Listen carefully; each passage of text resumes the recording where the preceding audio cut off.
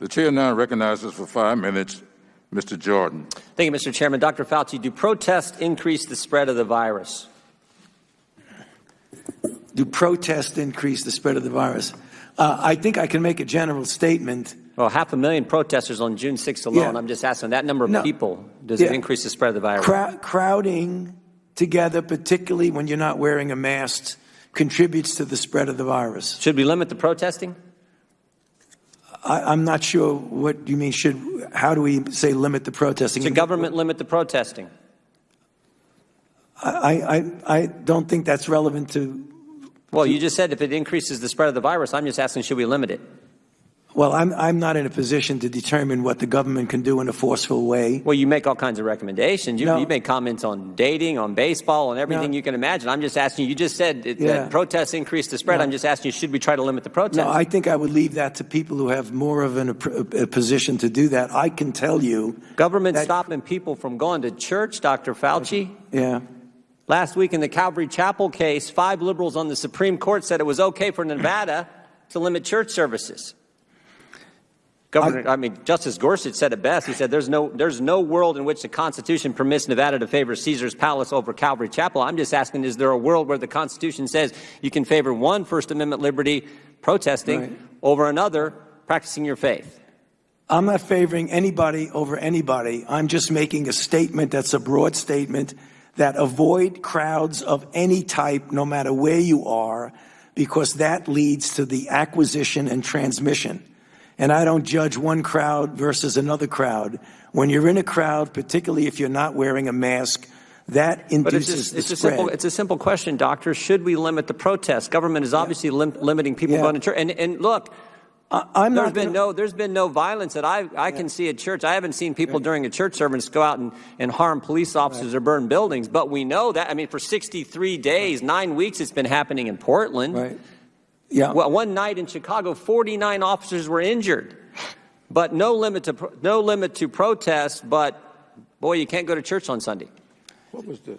I don't know how many times I can answer that. I'm not going to opine on limiting anything. I'm just going to tell you. You've opined on a lot of things, Dr. Fauci. Yeah, but I've never. This is something that directly impacts the spread of the virus, and I'm asking your position on the protest. Yeah, I'm not going to opine on limiting anything. I'm telling you what it is, the danger. And you can make your own conclusion about that.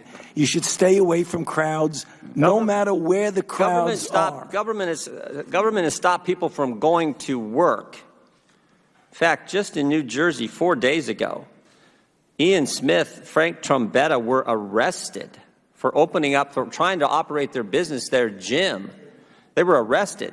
But my bet is if these two individuals who own this gym were outside just in front of their gym, and all the people who were working out in their gym were outside protesting, they'd been just fine. But because they were in the gym working out, actually running their business, they got arrested. You think that's okay?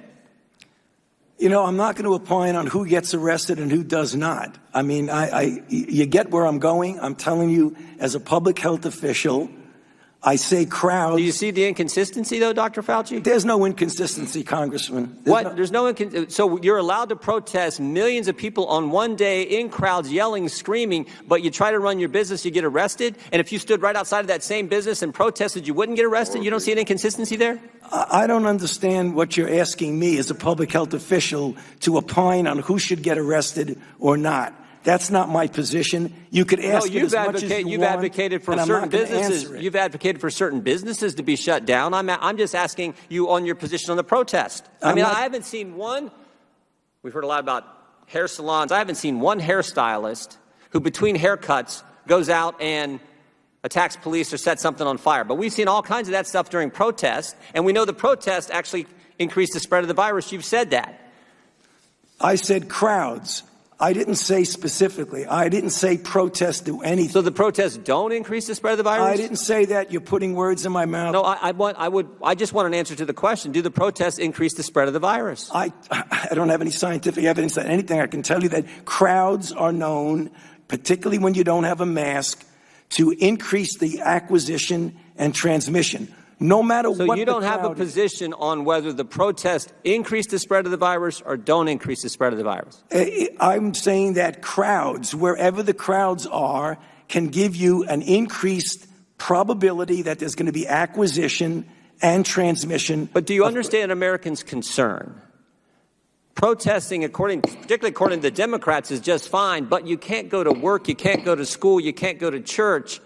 There's limits placed on all three of those fundamental activities, First Amendment activities, but protesting is just fine. You know, the gentleman's time has expired, but I'll just ask the gentleman to just think about his question and put it in reference to crowds that gather at political meetings, at fundraisers without masks, on an oil rig in Texas, nobody wearing a mask, nobody social distancing, but a fundraiser. Right. Would that be problematic? With that, I'll yield 5 minutes to Mr. Foster.